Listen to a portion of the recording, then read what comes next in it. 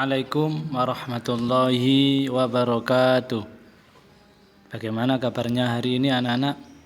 Alhamdulillah.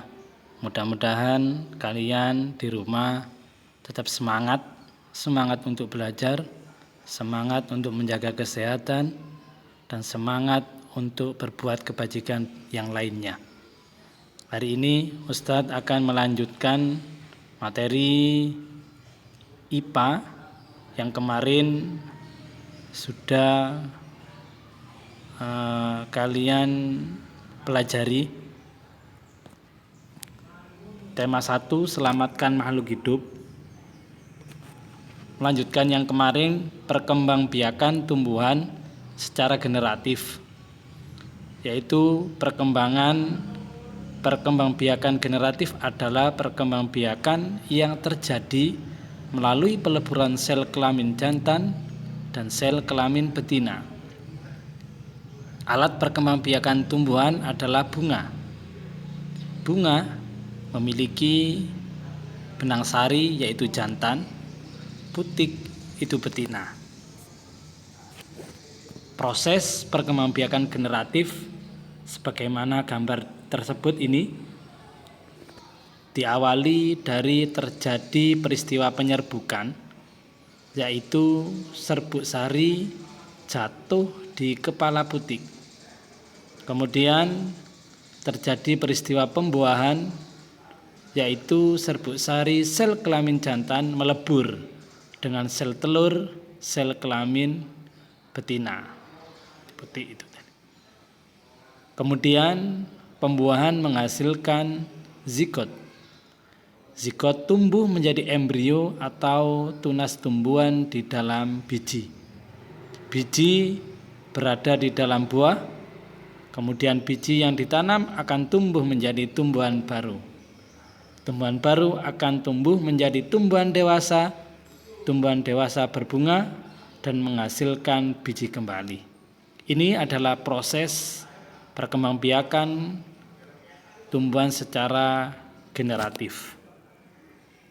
Selanjutnya, macam-macam penyerbukan itu ada 4. 1, penyerbukan sendiri. 2, penyerbukan tetangga. Penyerbukan silang. Dan terakhir, penyerbukan bastar. Apa itu penyerbukan sendiri?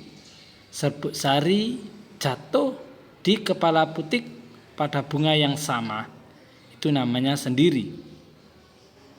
Serbuk sari jatuh di kepala putik pada bunga yang masih satu tumbuhan, itu namanya tetangga, penyerbukan tetangga. Serbuk sari jatuh di kepala putik pada bunga lain yang sejenis. Contoh, melati putih dengan melati putih, tetapi berbeda tumbuhan. Nah, itu namanya penyerbukan silang.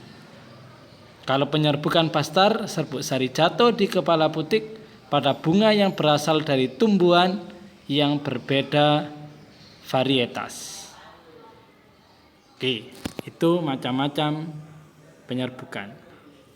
Contoh ini lebah membantu penyerbukan bunga. Mungkin kalian bisa menyebutkan hewan-hewan selain lebah yang membantu penyerbukan bunga. Kemudian di pembelajaran 3 menjelaskan perkembangbiakan tumbuhan secara vegetatif. Perkembangbiakan secara vegetatif terjadi tanpa adanya peleburan antara sel kelamin jantan dan sel kelamin betina. Seperti penjelasan yang kemarin, tidak membutuhkan jantan dan tidak membutuhkan betina. Tujuannya untuk menghasilkan tumbuhan baru atau tumbuhan dengan sifat baru. Perkembangbiakan vegetatif dapat terjadi secara alami maupun buatan. Jadi vegetatif ini ada 2, ada yang alami, ada yang buatan. Yang alami, yang pertama tunas, umbi lapis, umbi batang, umbi akar, geragi, akar tinggal atau rizom, atau ditulis yang lain rizoma spora. Jahe berkembang biak dengan akar tinggal atau rizom. Di buku-buku yang lain itu perkembangbiakan vegetatif alami mungkin lebih dari 7 ini. Kalian bisa mencari referensi di buku yang lain. Kemudian vegetatif buatan itu yang pertama cangkok, stek batang, stek daun, merunduk, tempel atau okulasi, terakhir menyambung. Ini adalah nama-nama atau perkembangbiakan vegetatif secara buatan. Kalian bisa mencari tumbuhan yang mengalami yang berproses secara perkembangbiakan vegetatif alami maupun buatan. Oke, itu materi tambahan di pelajaran IPA tema 1 sub 1. Mudah-mudahan sedikit penjelasan Ustadz bisa kalian pahami dan kalian bisa belajar dengan tekun dan sungguh-sungguh. Oke, kurang lebihnya Ustadz mohon maaf. Wa'alaikum. Wassalamualaikum warahmatullahi wabarakatuh.